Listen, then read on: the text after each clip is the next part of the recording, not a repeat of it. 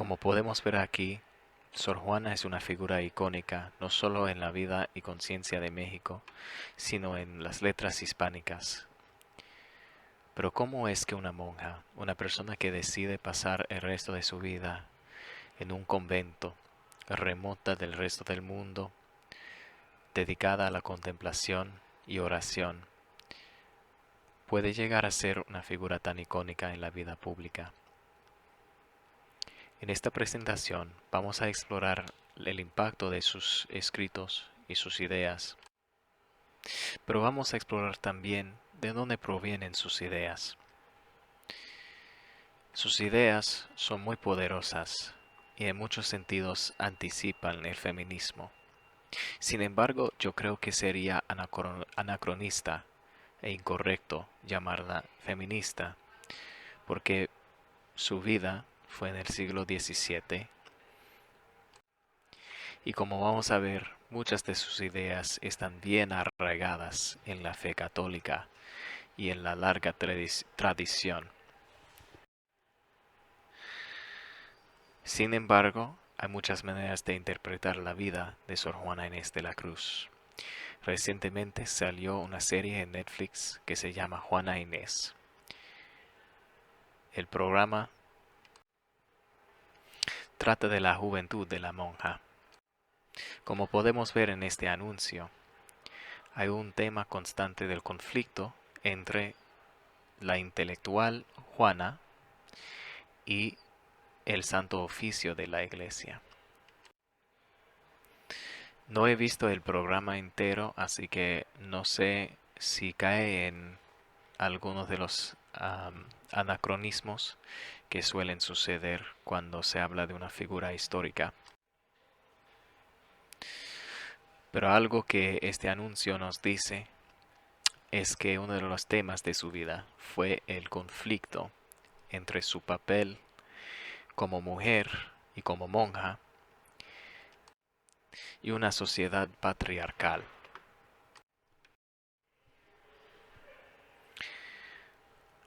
Para comenzar con algunos datos biográficos importantes, Sor Juana nació en 1648 y su madre era criolla. Su padre era español.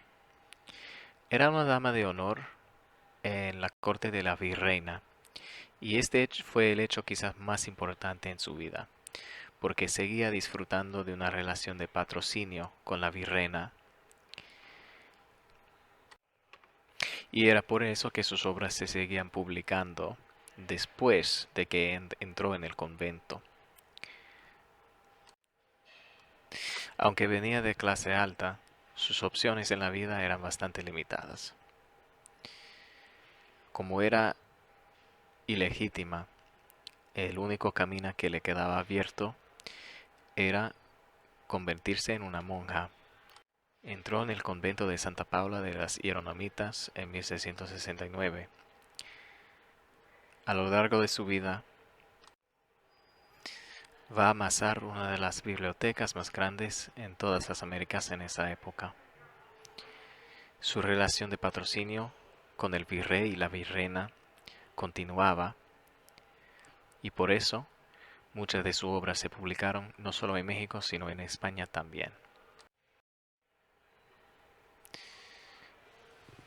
Es muy importante entender algo del monasticismo cristiano tal y como se había evolucionado en el siglo XVII. En el programa televisivo Sor Juana se retrata esta ocasión como algo muy triste en su vida. Pero no sé si eso es cierto. De todos modos, desde que entró en el convento, se consideraba una hija espiritual de Santa Paula y de San Jerónimo. Es muy importante notar que San Jerónimo,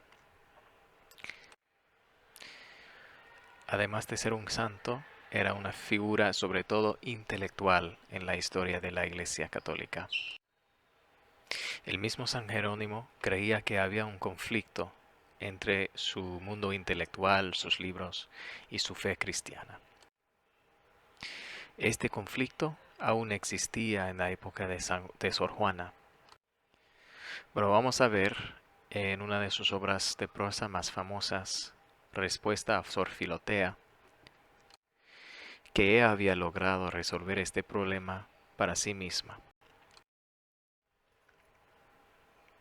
Una manera en que ella resuelve el conflicto es la idea del monasticismo como martirio. Después de que el cristianismo llegó a ser la religión oficial del Imperio Romano, el papel de los mártires ya no era tan importante como había sido anteriormente. Por eso los monásticos, los monjes y las monjas, llegaban a ser como los nuevos mártires. Es muy importante notar que los monásticos no estaban supuestos a ser perfectos. Al contrario, su vida era una especie de lucha perpetua, y eso implicaba mucho sufrimiento. El contexto religioso y filosófico de Sor Juana, por supuesto, es muy importante, pero también es muy importante ponerla en su contexto literario. Ella puede considerarse una figura en el barroco español del siglo XVII. El barroco tiene muchas características, aquí más, quizás demasiadas para abarcar en una sola presentación, pero por ahora diré que se caracteriza por la sintaxis muy complicada, muy torcida, a veces muy sofisticada, por referencias clásicas también. Vamos a ver que eso es muy importante en la obra de Sor Juana. El barroco por lo general es rico de ideas filosóficas, religiosas y morales. Suelo decir que las obras del barroco son las más difíciles de leer, pero realmente valen la pena ah, para descubrir la riqueza de las ideas. Y quizás el tema más importante del barroco es el desengaño. En el barroco, el desengaño es una posición intelectual que trata de enfrentar la realidad. Puede ser bastante pesimista. A los autores del barroco les gusta señalar las injusticias del mundo, las vanidades. Y como he dicho, les gusta hacerlo de una forma bastante elaborada y sofisticada en cuanto a la forma literaria. Aquí tenemos un poema de Sor Juana que demuestra algunas de estas características, tomando en cuenta que esto no es un ejemplo de la sintaxis más extrema y torcida que existe en el barroco, que la sintaxis aquí es bastante recta, pero vamos a ver que utiliza un lenguaje bastante rico y que contiene o refleja la tendencia del barroco al desengaño. Amor empieza por desasosiego, solicitud, ardores, desvelos, crece con riesgos, lances y recelos, susténtase de llantos y de ruego, doctrínale tibiezas y despego, conserva el ser entre engañosos velos, hasta que con agravios o con celos apaga con sus lágrimas su fuego. Su principio, su medio y fin es este. Pues ¿por qué al fin no sientes el desvío de Celia que otro tiempo bien te quiso? ¿Qué razón hay de que dolor te cueste? Pues no te engañó amor, Alcino mío, sino que llegó el término preciso. Vamos a ver que el desengaño también juega un papel muy importante en la respuesta Sor Filotea, que vamos a explorar enseguida. Ahí Sor Juana sugiere que quizás las mujeres tienen una capacidad más grande de desengañarse porque ven un lado de la realidad que los hombres no suelen ver, sobre todo por arrogancia. vamos a ver que Sor Juana liga la humildad ah, de las mujeres en la sociedad a la moralidad y al entendimiento. Antes de explorar la respuesta Sor Filotea, quiero señalar tres tendencias intelectuales que se ven reflejadas en la respuesta. Primero es el escolasticismo, que es la filosofía cristiana de la Edad Media. Tiene un carácter sobre todo aristotélico, es muy racional y tiende a ser un poco legalista. Los escolásticos se debaten con referencia a citaciones eruditas en latín. También hay el neoplatonismo, que es más espiritual, es una filosofía derivada de las enseñanzas del Platón. Y lo más importante aquí es que ofrece una concepción de Dios como un principio trascendente.